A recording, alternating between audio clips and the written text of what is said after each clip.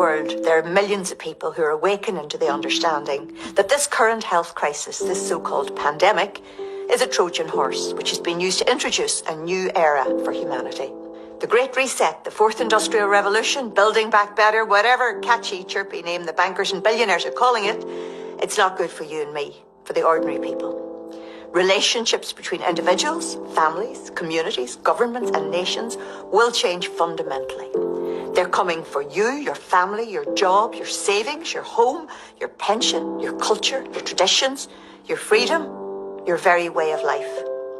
Unless we unite to resist, we do not consent. This is not a conspiracy theory, but the outworking of a scheme written by people who hate the human race. Agenda 21 has been implemented now and will come to pass unless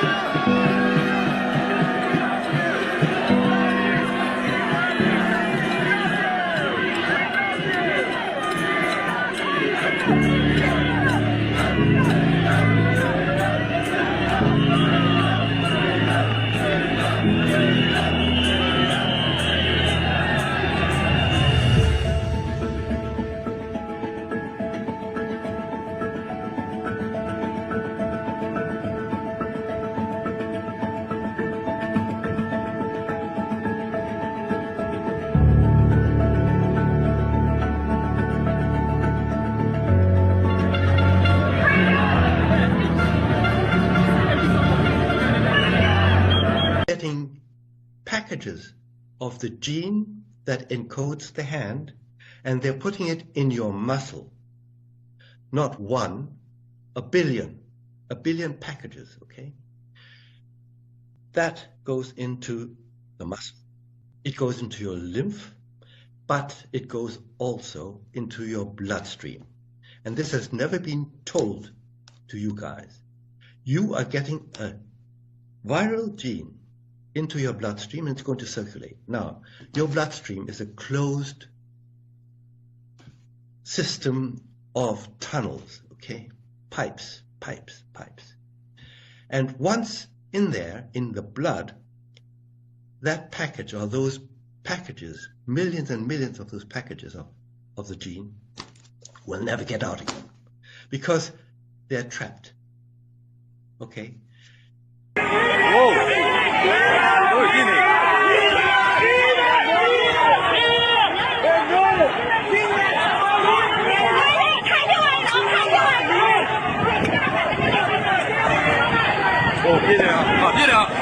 It's a shocking confrontation between a patient and an ER doctor. I'm sorry, sir, you were the least sick of all the people who are here who are dying. The hapless patient is 20-year-old college athlete Samuel Bardwell, who collapsed at basketball practice with an anxiety attack. He tells the doctor he can't breathe. He can't inhale. Wow, he must be dead. Are you dead, sir? I don't understand. You are breathing just fine. Dr. Beth Keegstra was working at a hospital emergency room near San Jose, California. She thinks Bardwell just wants to get drugs. So you need narcotics? Is that what you need? Did I say any narcotics? I just need pain reliever and anxiety medication because I'm in pain and I have anxiety. And I said nothing about narcotics. The confrontation even gets physical. Now, don't try to tell me you can't move. Come on, sit I up. can pick my head up. Yeah, sit up. Sit up. Dude, Sit up. Sit up. I'm having you sit up. I can't get up. He needs to sit up, and he won't let She's me. literally... So you've been now banned off what? Facebook, Twitter, Instagram, every single one of these things. Over 100 platforms. Over 100 platforms, all have banned you. I'm the most banned person in the 21st century. Has anybody ever banned at the level that you've been banned ever in the history of America? No one. That's why they want me shut down. And they believe that if they can set the precedent to shut me down, then they can shut everybody else down. So that's why this is happening.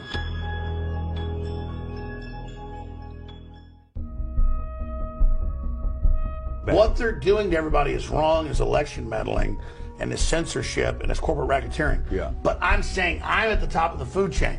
They are attempting to shut everybody down now, and they're engaged in classical authoritarianism against free speech. If I don't commit to the truth and take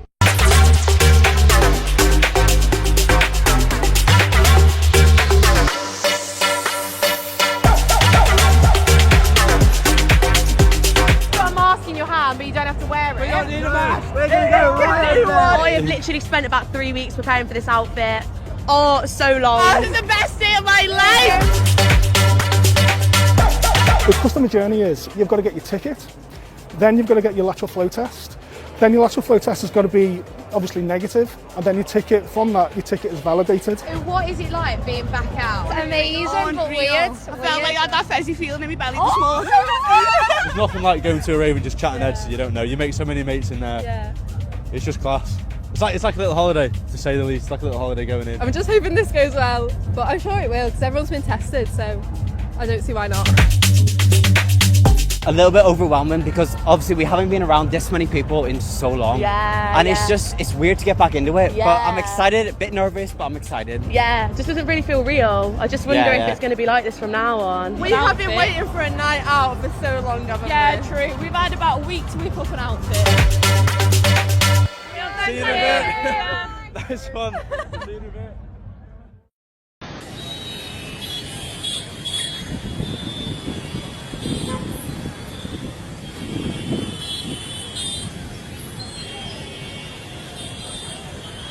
COVID-21, your debts in the bank will be cancelled. New law cancels all property ownership and passes it to the government. Remember, I read that to you from a document from Canada. See? So this is corroborating it. So by September, all property ownership will be cancelled. And you forfeit your property, irrespective of who you are, to the government, except for those who are masterminding this. They believe they will keep theirs forever. October 2021, introduction of COVID passports in digital and card format. Only those vaccinated can work and travel. The aliens? Maybe they're among us, I don't know. Some people think I'm an alien. Not true. Not true. Please explain, to the extent that you want to or not want to, what that is, because some people have never heard that before, and we need to discuss that. Essentially, you have adrenaline in your body. I'll just simplify it. And when you are scared, you produce adrenaline.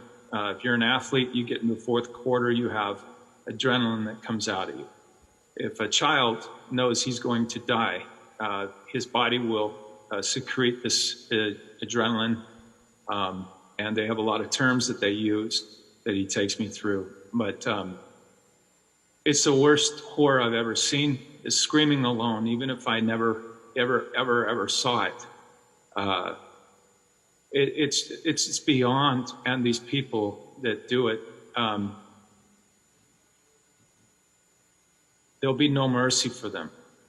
A world-renowned vaccine creator that went on his LinkedIn and put out a letter to every single professional in the world, essentially telling them we must stop the vaccination program immediately. This man could not be more pro-vaccine. In fact, he may be one of the most highly ranked and talented vaccine creators in the world. Let's take a look at the resume of the man that is screaming at the top of the mountain right now. This is Geert Vanden Bossche, PhD. He was at GSK Biologicals, at Novartis Vaccines and Diagnostics. He was the director, research program leader, and head of adjuvants. Solvay Biologicals, global project director of the influenza vaccines. For the Bill and Melinda Gates Foundation, he was the senior program officer, global health vaccine discovery. For Global Alliance for Vaccine Immunization, Gavi, he was the program manager. And at UNIVAC, he was the chief. Because if you think the government's interests are the same as yours, then you think, well, if something is going wrong, it must be that they made a mistake because they really care about us. They don't care about us. The government does not care about its own soldiers. If it did, it would not have sent its soldiers into the quagmires of Vietnam and Iraq. It would not send them into a situation where they're going to come back maimed or without arms or legs, or they come back with their psyche destroyed. They really cared about the soldiers and cared about the families of the soldiers. It would not be taking the wealth of this country and squandering it on $500 billion this year on a military budget. That's a hard thing to grasp, that the government does not have the same interest as us. It's hard to grasp because we grow up in a culture where the language of the culture predisposes us to think, yes, we have a common interest. You may keep your secrets from your friends, from your parents, your children, your doctor, even your personal trainer. But it takes real effort to conceal your thoughts from Google. And if that is true today, in future, there may be nowhere to hide. Smart cities will pullulate with sensors, all joined together by the Internet of Things. Bollards communing invisibly with lampposts, so there is always a parking space for your electric car, so that no bin goes unemptied, no street unswept, and the urban environment is as antiseptic as a Zurich pharmacy. But this technology could also be used to keep every citizen under round-the-clock surveillance. Thanks for being here. Great to talk to you. The Bill and Melinda Gates Foundation's annual letter has now just come out. You both write about how this pandemic, in your view, will be as defining as World War II. What are the key steps to take right now? Well, we have to do two things at once. We have to bring this epidemic to an end, primarily by getting the vaccine out in large numbers to the entire world. And we have to make sure that we're ready because there will be another pandemic. And there's so many lessons about how we weren't prepared, how we should have handled things differently. And, you know, when that's clearly in our mind, those investments need to be made. You mentioned being ready for the next time, and you warned about this last time. Let's take a brief look at a 2015 warning you issued. If anything kills over 10 million people. Those dates that we've set out, April the 12th, May the 17th, June the 21st, and so on. What do you see as the biggest challenges in conservation? The growing human population. Because where we are, there's nothing else. And do you have views about what should be done about that? Can't you guess? Well, it could be on a spectrum from mass sterilisation to you know, greater availability of contraception. I don't know what your views are as to what can be done about it. Well, I think it might be described as voluntary family limitation. Tells Sky News he still hopes vaccines will mean the world can get back to normality by the end of next year. We won't have eradicated this disease, but we'll be able to bring it down to very small numbers by the end of 2022.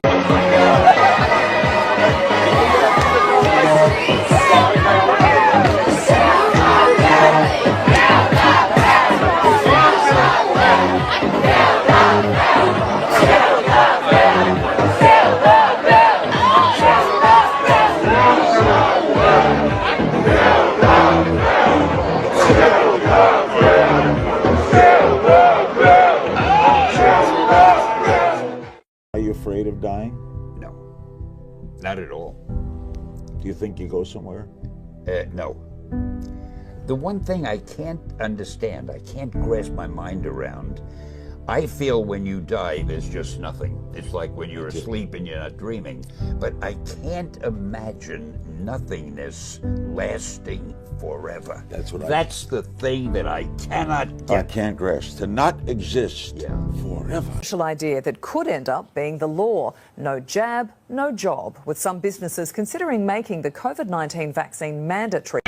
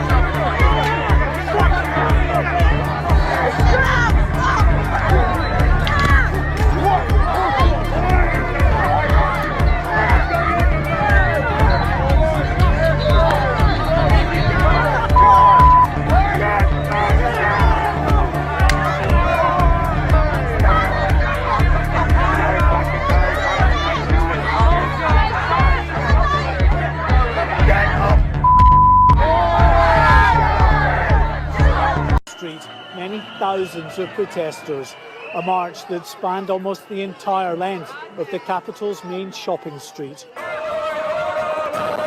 This was a noisy affair, real anger here at what they see as the great COVID conspiracy. Most certainly won't share those views, but the people here believe they speak for a huge chunk of the population, railing against continued COVID restrictions, against the prospect of so-called COVID passports, and even against the wearing of face masks. Among the protesters, others who even believe the vaccine programme is unnecessary and being driven by the big pharmaceutical companies. I think we've been taken over by what's becoming a totalitarian state, which is based on very bad science, in fact full science, and there's a fraud behind a lot of it. Already we're being limited with testing. You're not able to get medical treatment if you say no to testing. Some people literally do not have the ability to be tested. They have health conditions. It's just limited. This is like being in a Nazi state. And as somebody who's Jewish, I'm very aware. Yes, of course we are. We're in a prison here. People don't even realise we're in a prison. There will be many who view these images with alarm, angry at those they believe are ignorant and irresponsible. But those here believe it's others who are blind to the reality of the situation. There are multiple viewpoints here, many different concerns, but the one thing that unites everyone is the unshakable belief that the government is slowly eroding their basic freedoms. And that suspicion of the media, of big corporations, of the state, was shared at demonstrations in other parts of the country. There's no doubt many of the families of the countless thousands who've died from COVID will be understandably outraged at these scenes. But the people here are unapologetic and plan to keep up their protests. Rita, we've seen in London demonstrations against the lockdown. So, I mean, the fight back has begun against lockdown lunacy. Have a look. Here are some shots from London, Rita. Amazing shots. Yes, massive crowds, peaceful, which is lovely to see. And they are wanting their freedoms reinstated. They want to be able to see their family, hold funerals where numbers aren't limited and people aren't socially distanced, and get businesses back operating at full capacity, particularly given how well they've gone with their vaccine rollout. So the masses were out today. 1 year into the COVID-19 pandemic, and tempers across Europe seem to be fraying. Anger at lockdown measures and other restrictions has spilled out onto the streets. On Saturday alone, there were protests in Croatia, Sweden, Finland, Belgium, Poland, Austria and more. In the small Swiss town of Liestal, almost half of the population turned out to denounce the partial lockdown that has been in place since mid-January. Das Volk will diesen Bundesrat nicht mehr. Sie will ihn weg. Verstößt gegen Menschenrechte. Verstößt gegen Völkerrecht. We want to live in a democratic land.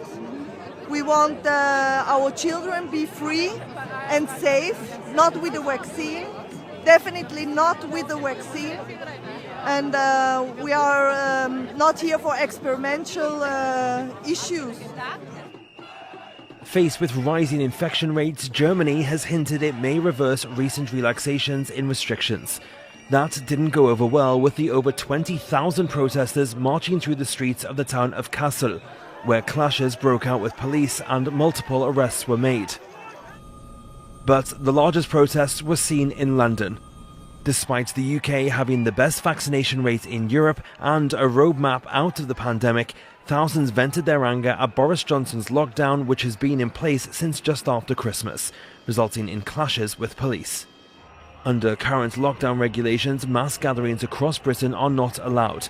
That includes protests, which are not listed as justifiable reasons for leaving home. But rights activists have demanded the government make an exception to the rule and allow what they call the human right to protest peacefully.